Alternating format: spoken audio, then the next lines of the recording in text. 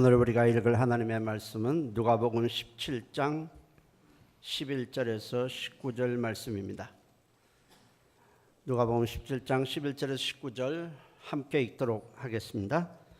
예수께서 예루살렘으로 가실 때에 사마리아와 갈릴리 사이로 지나가시다가 한 마을에 들어가시니 나병 환자 10명이 예수를 만나 멀리 서서 소리를 높여 이르되 예수 선생님이여 우리를 불쌍히 여기소서 하거늘 보시고 이르시되 가서 제사장들에게 너희 몸을 보이라 하셨더니 그들이 가다가 깨끗함을 받은지라.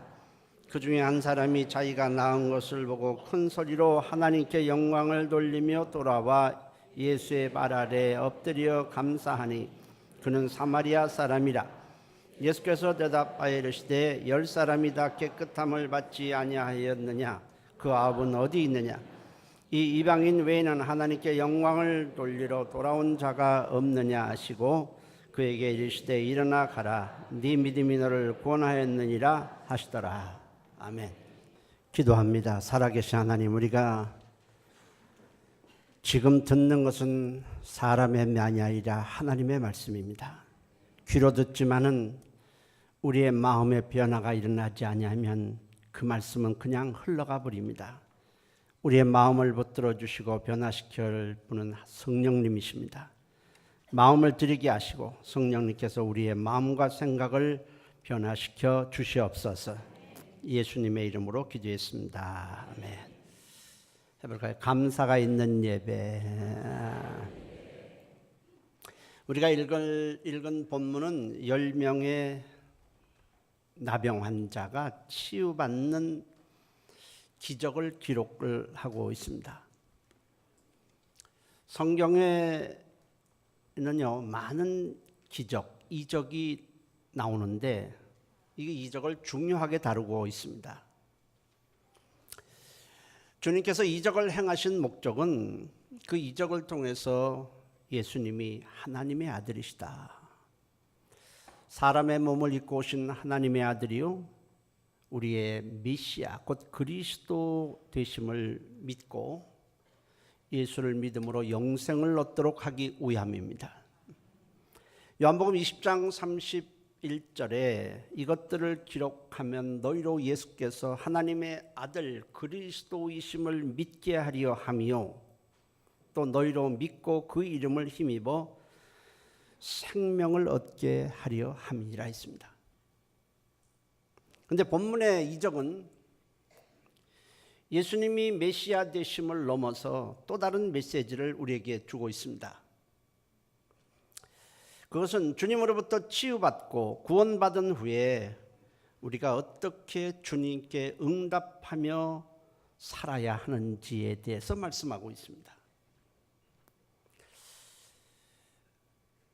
영국에서 조사한 바에 의하면 사람이 한 80세 정도를 산다고 했을 때에 약 10,000번에서 11,000번 정도의 육체와 마음의 상처를 받으며 살아간다고 합니다.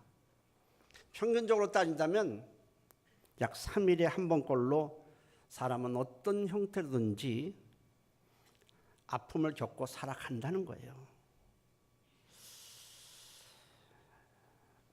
이렇게 볼 때 우리의 삶이라고 하는 것은 고통과 슬픔으로 차 있다고 할 수 있습니다.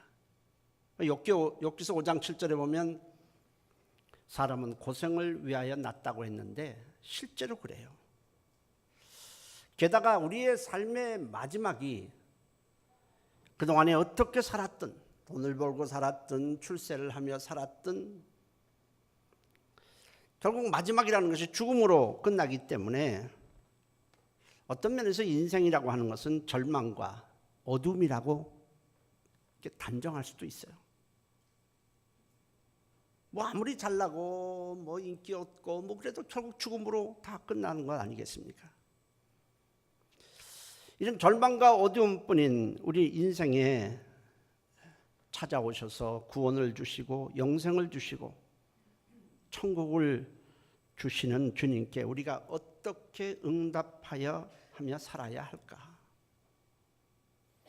영원한 나라를 주신 그분께 어떻게 응답하면서 우리가 살아야 될까? 그것을 본문은 우리에게 말씀을 하고 있습니다.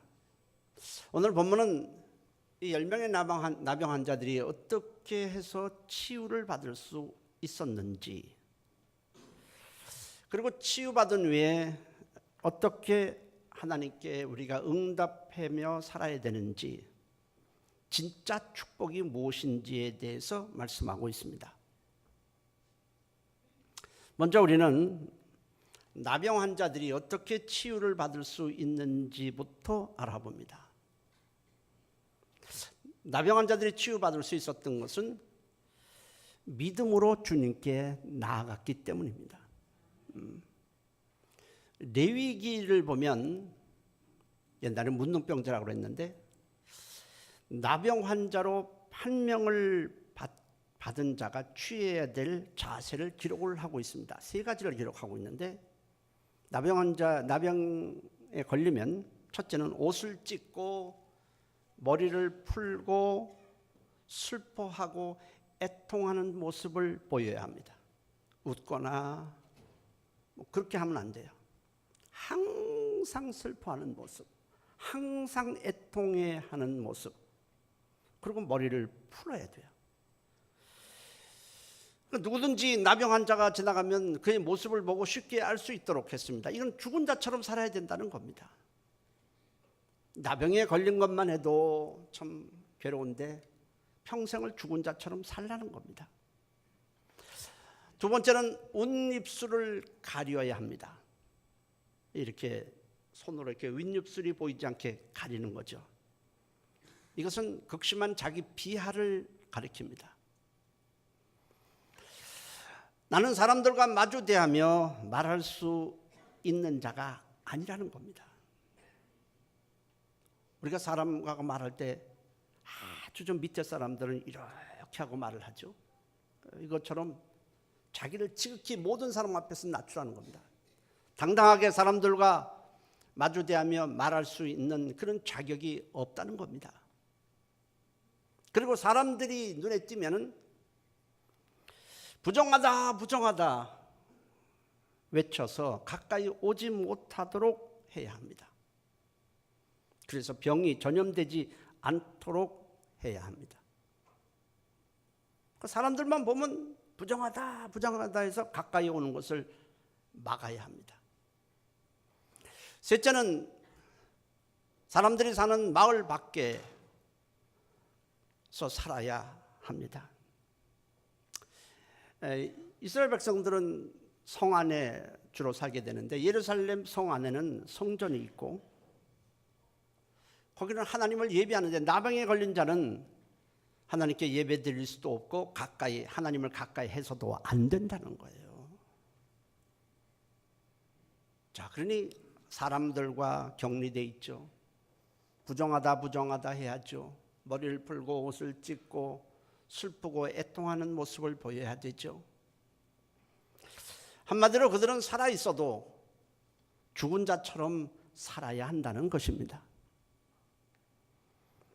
사람이 중병에 걸리면 2가지가 그리워진다고 그래요. 하나는 따뜻한 어떤 가족 식구나 사랑하는 사람으로부터 간호를 받고 싶어 한다고 합니다.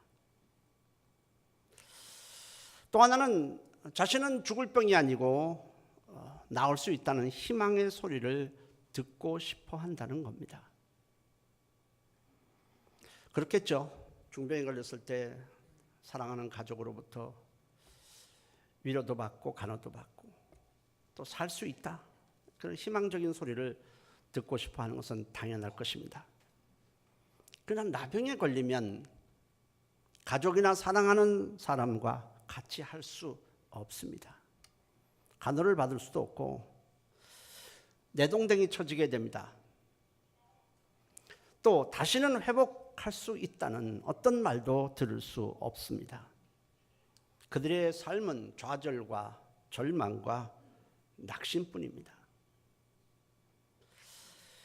그렇게 희망 없이 절망감 속에서 하루하루 살아가고 있던 그들이 어느 날 예수님에 대한 소문을 듣게 됩니다. 사실 건강한 사람, 별 문제가 없이 살아가는 사람들에게는 그냥 스쳐 지나갈 수 있는 말도 그들에게는 예수님에 대한 얘기가 한 줄기 희망이고 빛의 음성이고 구원의 음성이었습니다. 다른 사람들은 별로 그냥 지나갈 수 있는 말이에요. 사실 지금 이 자리도 마찬가지입니다. 어떤 사람은 하나님의 말씀을 들으면서 그냥 건성으로 그냥 들어요. 뭐 좋은 얘기, 한번 해보는 소리, 교회 왔으니까 뭐 그런 말 좀 들어야 되지 않을까? 그런 사람도 있지만은 어떤 사람은 이 말씀 한마디 한마디가 그들의 가슴을 찌릅니다. 그 말씀에 울고 감격하고 그래요. 이 나병 환자들에게 있어서 예수님에 대한 얘기는 그들에게는 유일한 희망을 주는 그런 얘기였습니다. 버림받은 창녀와 손가락질 받는 세리의 친구가 기꺼이 대주시고 가난하고 베러진 인생을 돌보시고 어떤 병도 고치신다는 그 예수님에 대한 소식을 들었을 때에 그들은 희망이 생겼습니다. 그분만이 우리를 치유할 수 있고 새 삶을 살게 해줄 수 있다는 그런 희망적인 생각을 갖게 된 겁니다. 야, 주님만이 우리를 살릴 수 있구나. 그 믿음이 막 안에서부터 불일 듯 일어났습니다. 근데 문제는 주님이 계신 곳에 가까이 다가설 수가 없어요. 주님이 계신 곳에는 언제나 사람들이 있었기 때문에 그들은 주님이 계신 곳까지 가서 좀 떨어진 곳에서 10명이 함께 소리를 지릅니다. 예수 선생님이여 우리를 불쌍히 여기소서. 막 소리를 질러요. 그 외침 속에는 주님 외에는 우리를 붙들어 줄 자가 없다는 그 애절감, 절박감, 간절함이 그 소리에 묻어 있는 거예요. 그들은 마지막 희망입니다. 다시는 어떤 면에서 다시는 평생에 다시 예수님을 만날 기회가 없을지 몰라요.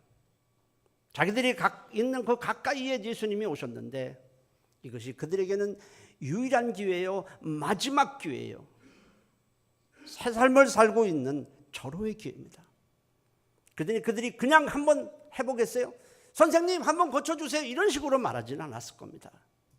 그 가슴에서 애끓는 어떤 절박감과 간절함이 그 소리에 있었을 것입니다.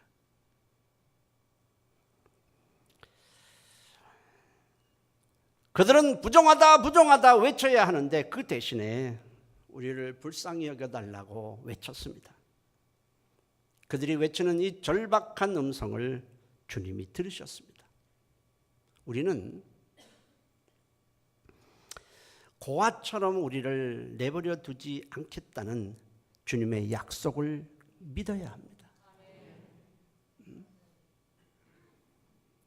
고아처럼 돌보든지 말든지 나는 별로 상관이 없다 이런 게 아니라 절대로 고아와 같이 우리를 홀로 내버려 두지 않겠다는 그 약속을 듣고 믿고 신뢰해야 돼요. 회복될 가능성이 전혀 없는 나병 환자들의 운명을 바꿀 수 있었던 것은 주님을 향한 믿음이 있었기 때문에 그렇습니다. 여러분, 주님과의 만남, 하나님과의 만남은 오직 믿음으로만 가능합니다. 선한 행위 아닙니다. 세상에서 지위 아닙니다. 외모도 아니에요. 건강도 아니에요. 많이 배운 것도 아니에요. 일체 하나님은 사람에 있는 어떤 것도 보지 아니하고 오직 하나님에 대한 믿음만 보시는 거예요. 믿음 외에는 하나님을 만날 길이 없고 믿음 외에는 구원받을 수 있는 길도 없고 믿음 외에는 죄사함을 받을 수 있는 길도 없습니다. 하나님은 우리 안에 있는 믿음만 보시지 그 외 일체의 것을 보지 않습니다. 그래서 믿음이 없이는 하나님을 기쁘시게 할 수 없다. 만날 수 없다. 영생도 치유도 인도하심도 구원하심도 다 믿음으로만 되는 거예요. 우리도 주님에 대한 믿음이 굳건해지시기를 바랍니다. 두 번째로 그들이 치유받을 수 있었던 것은 주님의 말씀에 순종했다는 거예요. 다시 말씀에 순종하자. 주님은 주님을 향하여 아주 소리치는 그들을 향해서 말씀을 하십니다. 큰 소리로 말씀하셨겠죠. 거리가 있으니까. 가서 제사장들에게 너희 몸을 보이라 했습니다. 제사장들은 나병이냐 아니냐를 판별하고, 나병이 아니다 그러면 성 안에서 살 수 있고, 나병이다 그러면 판정하면 밖을 나가야 합니다. 그들의 입장에서 보면 주님의 말씀은 너무 황당해요. 우리를 불쌍히 여기소서 할 때에 알았다, 내게 가까이 오라 하시든가, 너희가 나병이라서 가까이 오지 못하니까 내가 너에게 가겠다, 거기 있어라 하시면서 가까이 가서 그들의 상처를 어루만져 준다든지 아니면 기도해 준다든지 해야 될 것 아니겠습니까? 그런데 주님은 그냥 그 거리를 그대로 유지한 채 가서 제사장들에게 너희 몸을 보이라 했습니다.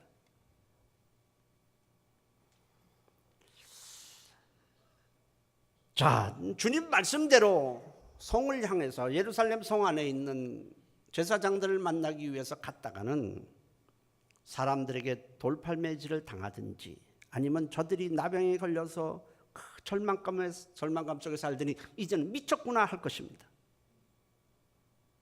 제정신으로 성을 향해서 올 수가 없습니다. 그러나 그들은 주님의 말씀에 100% 믿었어요. 너무 기쁜 거예요. 너무 말이 안 된다, 이것이 말이 되냐, 아니 우리가 불쌍히 여겨달라는데 무슨 제사장들에게 가서 몸을 보이냐, 지금 나병인데 우리가 어떻게 갈 수 있냐, 이러지 않았습니다. 주님의 말씀에 그들은 너무 기뻤어요.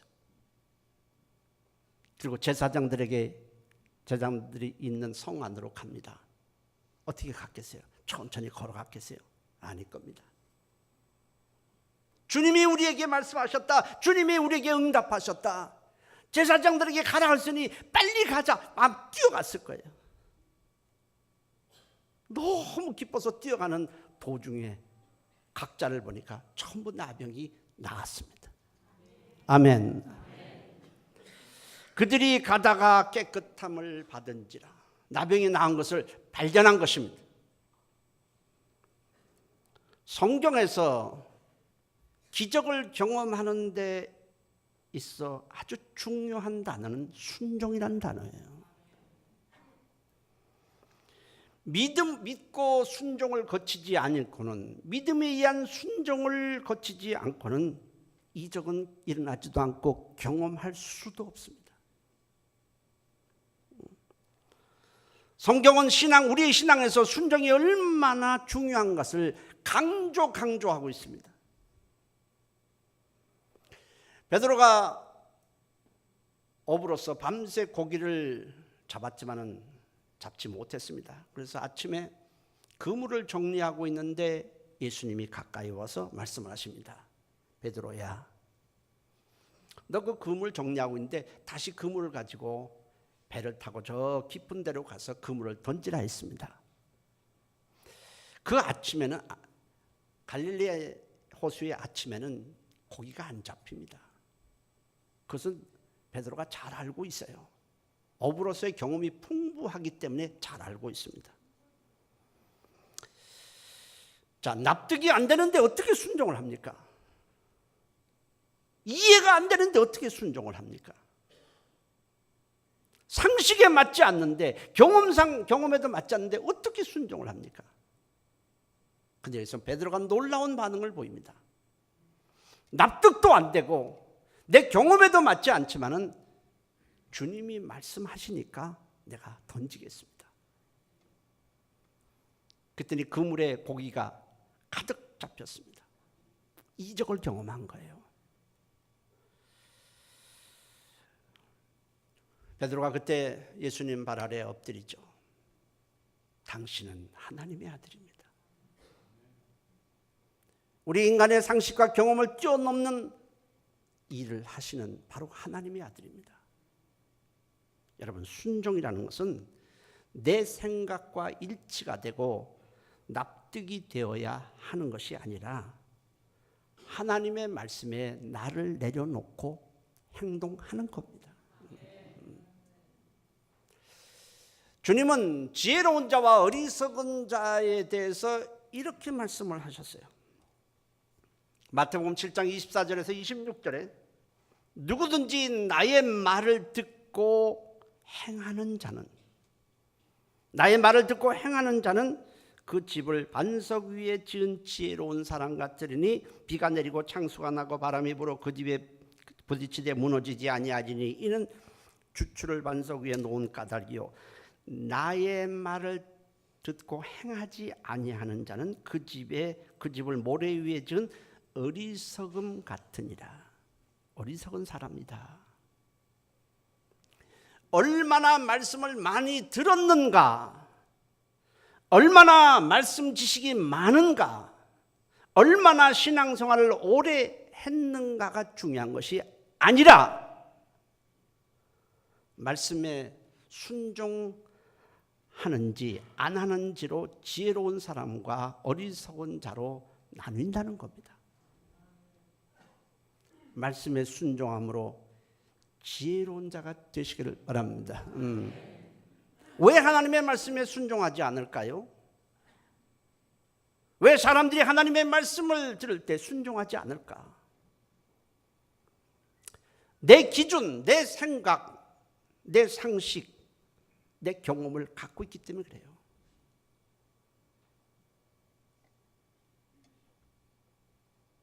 그러나 우리가 알아야 될 것은 내 기준, 내 생각, 내 상식에 맞으면 하나님이 될 수가 없습니다. 내 기준과 똑같은데 무슨 하나님입니까? 내 생각과 같은데 어떻게 하나님이 될 수 있어요?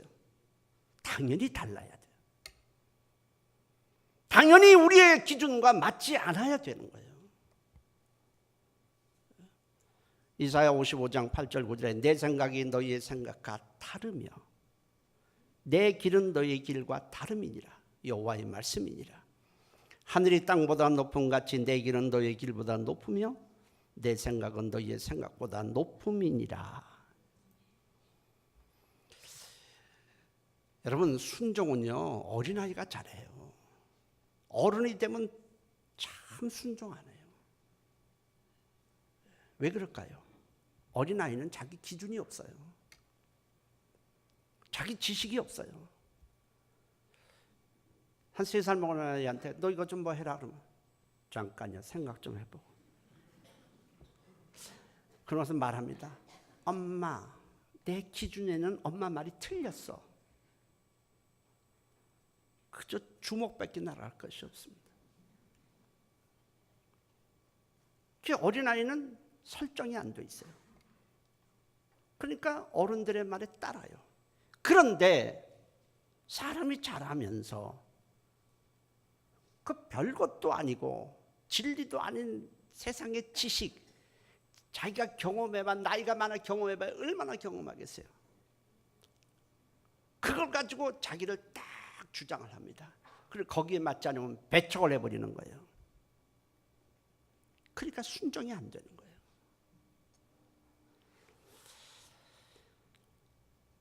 여러분, 나를 좀 내려놓아야 순종이 되고 내 기준에 맞든 상식이 안 맞든 내려놓고 말씀에 그냥 따르면 하나님이 일하시는 겁니다. 아람 나라의 군대 장관이었던 이 나아만이라는 사람이 나라에 혁혁한 공을 세웠어요. 왕이 굉장히 칭송하고 백성들도 굉장히 존경하는 군대 장관이에요. 근데 이 사람이 어느 날 나병에 걸렸어요. 이제 그의 앞길은 이제 끝난 겁니다. 그런데 자기 집에 붙들려온 한 계집종이 이렇게 말합니다. 이스라엘에 가면은 하나님이 세운 선지자 엘리사라는 사람이 있는데 그 사람에게 가면은 나을 수 있습니다. 한 줄기 빛을 본 거예요. 나아만 장군이 그 말을 듣자 왕의 친서를 가지고 많은 보물을 가지고 그 먼 거리 이스라엘 땅에 엘리사 선지자에게로 찾아옵니다. 엘리사 선지자가 뭐 있는 집이 다 초라하지 않겠어요? 근데 하나님께서 그 엘리사 선지자에게 말합니다. 지금 저 아람 나라의 군대 장관인 나아만이 왕의 친서를 들고 너에게 올 것이다. 너는 이렇게 말하라. 왕이 그 집 앞에 나아만 장군이 도달했습니다. 신하가 가서 엘리사 집의 문을 딱딱 놓고 합니다.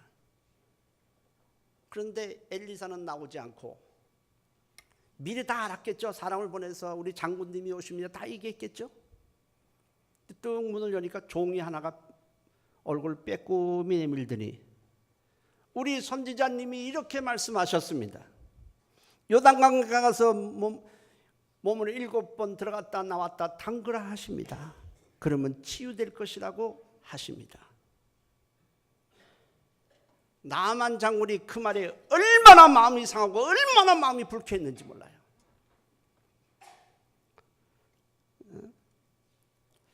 내가 어떤 사람인데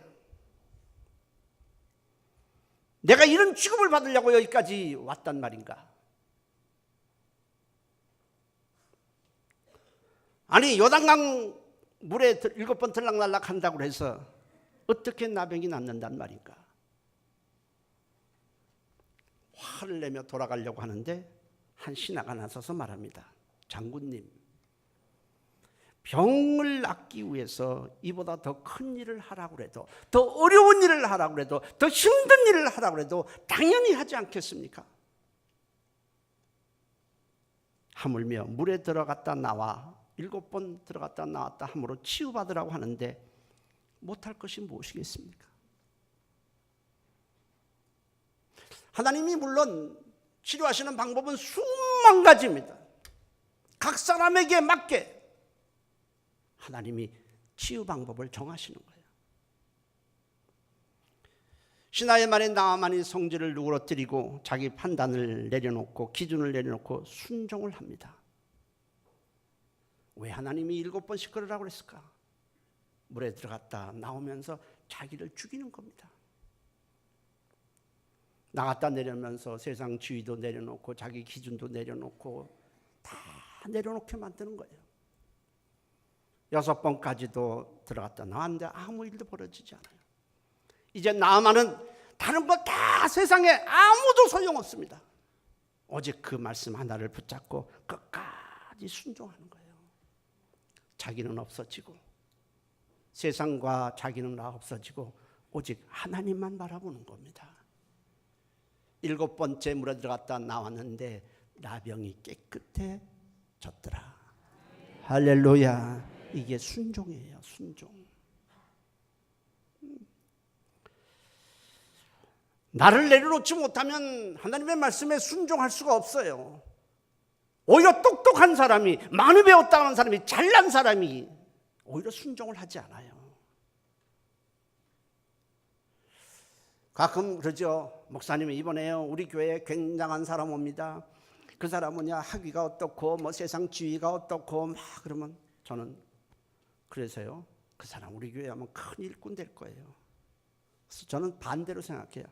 그 사람 깨지려면 시간이 더 오래 걸리겠구나.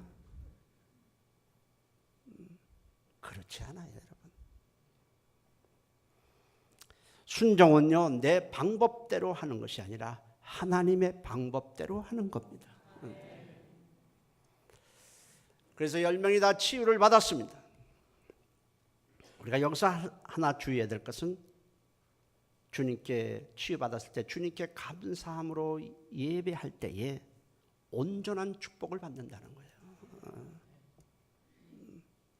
10명 모든 나병에서 고침을 받았습니다. 그들은 막 서로 뛰고 얼싸안고 막 손 마주치고 난리가 났을 겁니다. 얼마나 기뻤겠어요. 새 인생을 산다. 이제 우리는 무엇이든지 할 수 있다. 막 얼싸안고 막 울고 기뻐하지 않았겠어요.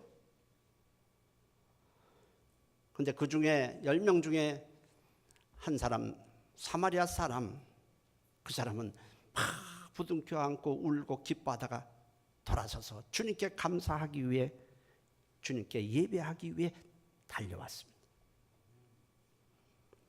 나머지 9명은 다르죠. 보고 싶었던 가족도 있을 것이고, 자기가 사업을 했으면 이 사업장이 어떻게 됐는가 좀 살펴보고 싶었을 것이고, 자기가 필요했던 것, 원했던 것, 만나고 싶었던 사람에게로 갔습니다. 아마 가족에게로 제일 먼저 달려갔겠죠. 그들은 자신들이 그렇게 바라고 소원하고 원했던 것이 이루어졌을 때에 모든 것이 끝났다고 생각을 했어요. 더 이상 주님께 와서 고쳐달라고 해야 될 필요도 없고,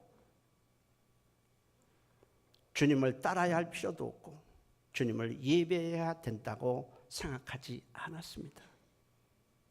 그렇죠? 여러분, 병원에 가서 여러분들이 치료를 받기 위해서 갑니다. 근데 병에 걸렸는데 기적적으로 그 의사가 어떻게 해서 치료를 받았어요. 그때 여러분 병원에 다시 갑니까? 안 가죠. 이들은 예수님을 그렇게 생각한 거예요. 치료받았으니 왜 또 더 가야 되느냐? 우리 그럴 필요 없다는 거예요.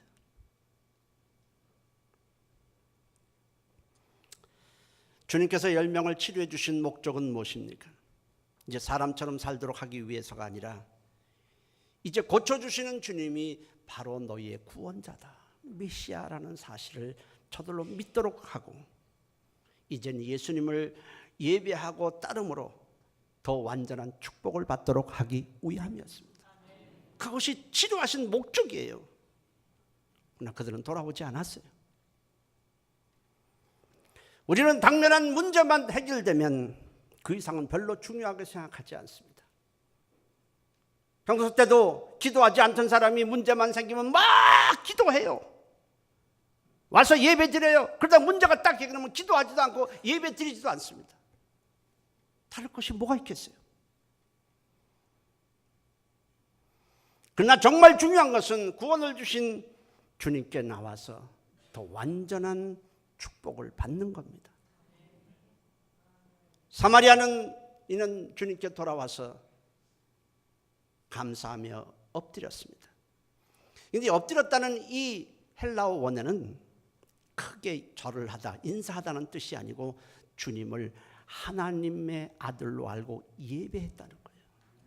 예배했다. 예배라는 게 뭡니까? 하나님의 살아계신,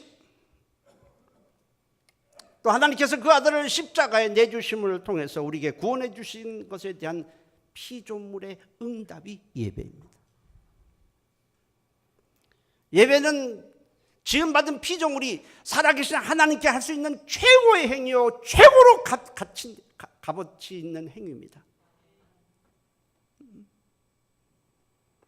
예배를 영어로 worship이라고 말합니다. 이것은 worth라는 가치 있는 이라는 낱말에서 나왔습니다. 사람에게 있어서 가장 중요하고 가장 가치 있는 행위는, 가장 소중한 행위는 하나님을 예배하는 것입니다. 그보다 더 귀하고 더 가치 있는 행위는 없습니다. 예배에는요, 감사가 있어야 돼요. 우리를 구원해 주신 주님에 대한 감사가 있어야 합니다. 감사가 없는 예배는 형식입니다. 여러분들은 교회 와서 예배 드릴 때 어떤 자세로 예배 드립니까? 그냥 떠들다가 예배 드리고 설교하면 나한테 은혜를 끼쳐라 하는 것입니까? 아니면 나를 구원해 주신 주님, 이렇게 예배할 수 있게 해줘서 감사합니다, 감사함으로 예배를 드립니까? 잡담하다가 드립니까? 감사함으로 시작하면서 예배를 드립니까?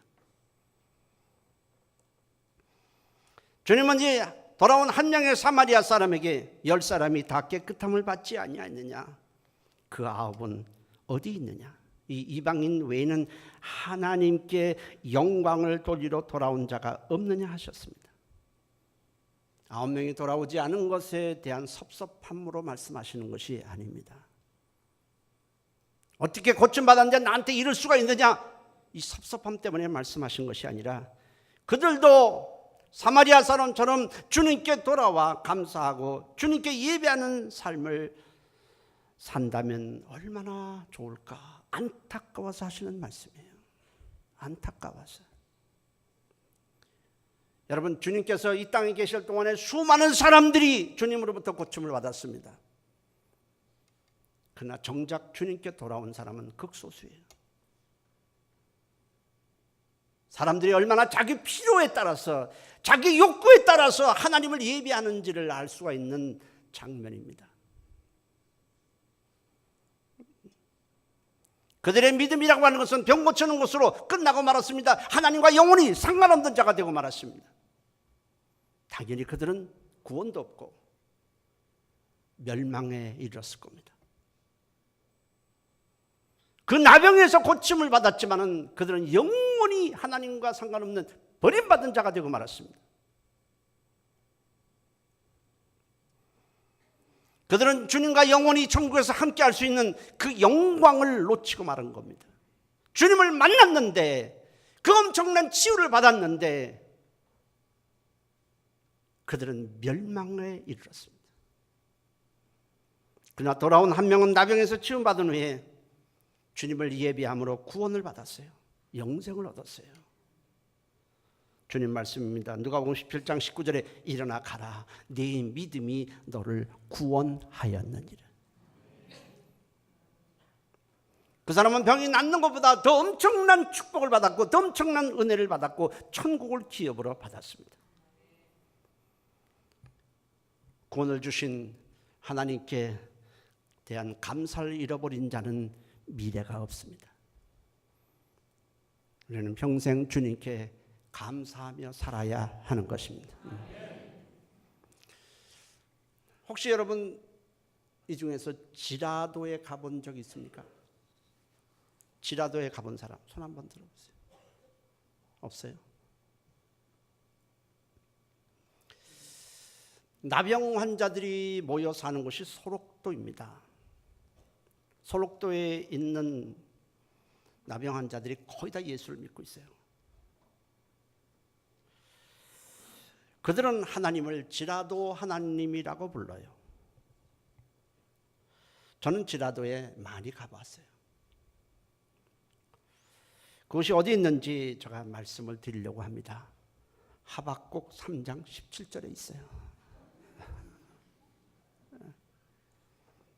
비록 무화과나무가 무성하지 못하며 포도나무에 열매가 없으며 감람나무에 소출이 없으며 밭에 먹을 것이 없으며 우리의 양이 없으며 돈도 없고 사업도 안 되고 직장도 없고 그 말이에요. 외양간에 소가 없을지라도 없을지라도 나는 여호와로 말미암아 즐거워하며 나의 구원의 하나님으로 말미암아 기뻐하리로다. 그들은요, 왜 하나님을 지라도 하나님이라고 부르냐? 세상이 우리를 버렸을지라도, 세상이 다 우리를 외면했을지라도 하나님은 자기들을 버리지 아니하고 큰 사랑으로 만나주시고 구원해 주신 하나님이시기 때문에 그럽니다.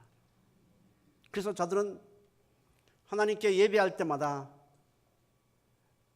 이 소록도에 갔다 오신 모든 목사님들, 성도들이 한결같이 말하는 것이 그거예요. 우리가 드리는 예배와 다르다. 거기 가서 예배를 드리면 우리가 평소에 예배 드리는 모습과 전혀 다르다는 겁니다. 너무 감사하다는 거예요. 매번. 그리고 하나님을 찬양하는 모습이 그렇게 마음에서 우러나오곤 진실함이 묻어 있다는 거예요.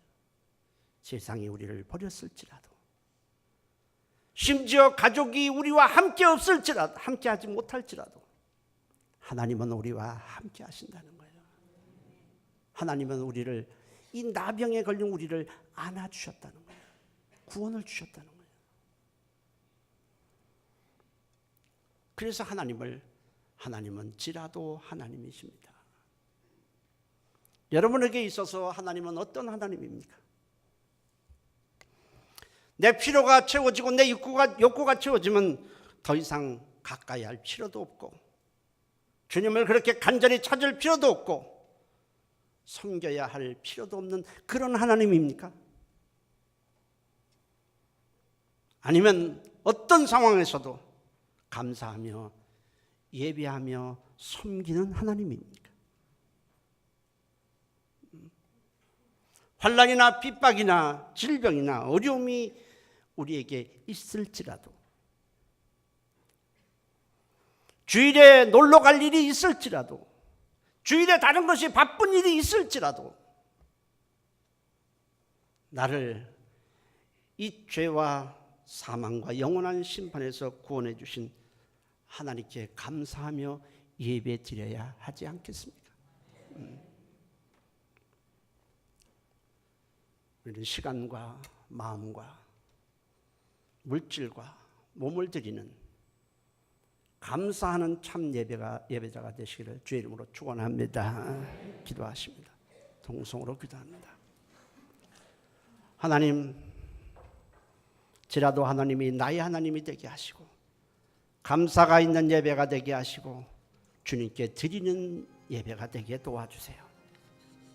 좀 바쁘면 나오지 않고 좀 힘들면 나오지 않는 그런 하나님이 되어서는 안 됩니다. 하나님을 평생 섬기고 감사하는 삶이 되게 도와주세요. 다 같이 한 목소리로 기도합니다. 살아계신 하나님 고맙습니다. 살아계신 하나님, 우리는 나병에서 구원받은 정도가 아닙니다. 우리는 이 죄와 저주와 사망에서부터 구원을 받았습니다. 하나님, 영원한 지옥 형벌에서부터 구원을 받았습니다. 이제는 어떤 일이 있을지라도, 어떤 어려움이 있을지라도 변함없이 주님을 사랑하며 섬기는 삶이 되게 하여 주시옵소서. 감사가 넘치는 참 예배가 되도록 하나님이 인도해 주시옵소서. 예수님의 이름으로 기도합니다. 아멘. 어떤 어려움이 있을지라도, 세상에서 좀 즐거운 일이 있을지라도 우리를 나병에서 고쳐준 정도가 아닙니다.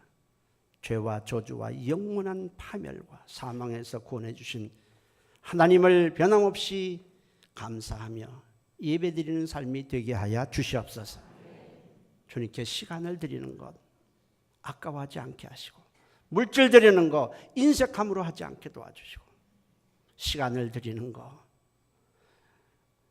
기꺼이 주님께 감사하며 드리는 삶이 되게 하여 주시옵소서. 예수님의 이름으로 기도했습니다. 아멘.